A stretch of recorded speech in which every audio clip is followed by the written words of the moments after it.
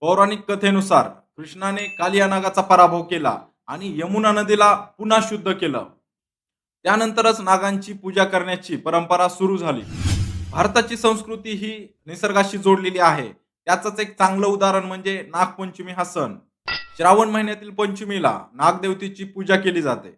या दिवशी स्त्रिया नागदेवतेच्या प्रतिमेला दूध, फूल आणि दुर्वा अर्पण करतात. ही पूजा केवळ धार्मिक नाही तर निसर्गाशी जोडलेली एक भावना आहे. नाग हे जमिनीतील संतुलन राखतात, त्यामुळे त्यांचं संरक्षण करणं हे आपलं कर्तव्यच आहे.